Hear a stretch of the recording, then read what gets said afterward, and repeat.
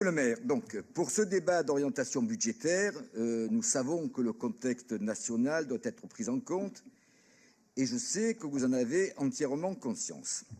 En effet, il n'y a qu'à reprendre vos interventions de ces derniers jours dans différents médias. En préambule, Marseille va être très violemment impactée par les économies demandées aux collectivités territoriales.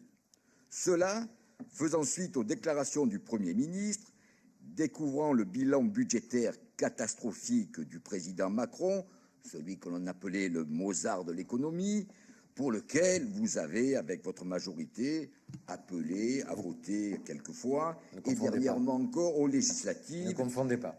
Voilà, et de ce fait, maintenant... J'ai appelé à vous battre, c'est pas tout à fait pareil, ne confondez pas. Ah, mais en faisant... C'est pas tout à fait la même chose. Les gens qui ont appelé à voter Macron au premier tour, ils sont plutôt autour de vous que de ce côté. Mais allez-y, pardonnez-moi. Tout à fait, mais quoi qu'il en soit, il est là un peu aussi grâce à vous, et donc il faut en assumer un peu les conséquences. Et donc, de ce fait, vous n'êtes pas pour rien dans, comme vous le dites, cette violence faite aux Marseillais. Comme titre de nos quotidiens, entre explosion des dépenses, recettes en berne et investissements nécessaires, la mairie de Marseille navigue à vue. Cela va être un peu les chevaux de mon intervention. En effet, au niveau des recettes, vous savez que celles-ci ne sont plus les mêmes. Certes, les recettes fiscales liées à la taxe foncière vont augmenter de 2,1%, mais pression fiscale qui continue sur les propriétaires et qui, vous le savez, sera un jour ou l'autre répercutée sur les locataires dont vous vous préoccupez, vous nous l'avez montré particulièrement. On sait d'autre part qu'il y aura quand même une baisse de 4% des recettes fiscales. Vous tablez de plus sur 12% de plus en 2025 de prévisions sur les droits de mutation, alors que nous savons tous que les marchés immobiliers sont en berne et qu'il y a même une prévision de certains pour 2024 d'une baisse de 15% de ce poste. Idem pour les retombées de la taxe de séjour, qui ont été boostées par les Jeux Olympiques, mais qui sera certainement en baisse en 2025. De même, sur les dotations, vous tablez sur une augmentation de 1% de la dotation globale de fonctionnement et vous vous félicitez d'une augmentation de 4,7% de la dotation de solidarité, dotation donnée, je le rappelle, pour les villes en difficulté, preuve que votre gestion ne fonctionne pas si bien que cela. Au niveau des investissements, nous notons une baisse de 8% pour la subvention de fonctionnement. Pourtant, notre mairie a un budget de 1,3 milliard. Cela devrait nous garantir un service public exceptionnel, avec des crèches ouvertes tous les jours, une police municipale nombreuse et bien dotée, des écoles performantes. Malheureusement, ce n'est pas le cas, malgré les 270 millions d'euros que vous allouez à des projets structurants. Et je pense et je trouve qu'il est un peu trop facile de mettre l'austérité prévue sur le dos uniquement de la suppression des dotations.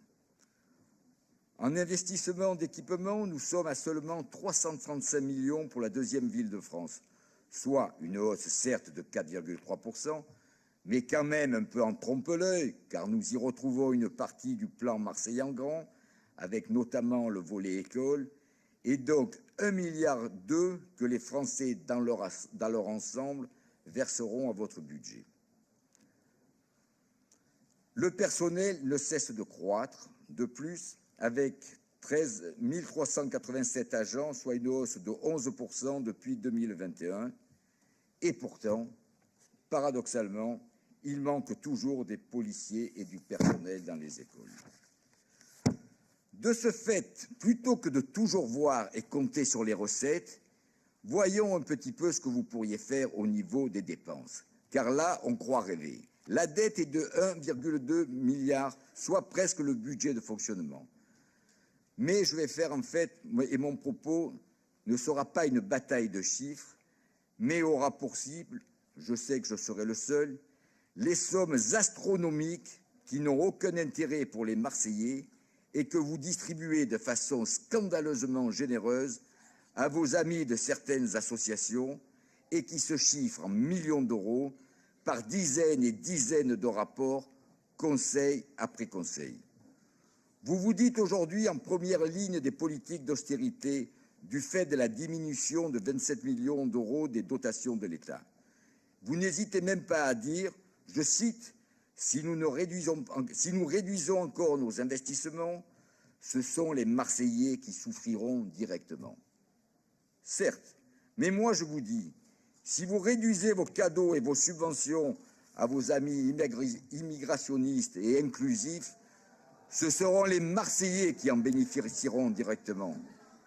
Et contrairement à ce que vous dites, c'est vous qui êtes aussi une des causes de l'injustice budgétaire.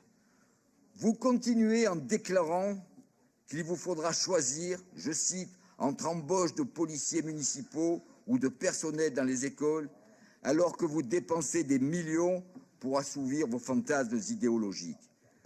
Alors, je vous le dis, en conclusion de ces orientations budgétaires, je vous conseille, puisque je suis conseiller, de sélectionner un petit peu plus vos dépenses en fonction de l'urgence et des besoins réels des Marseillais. Je vous remercie.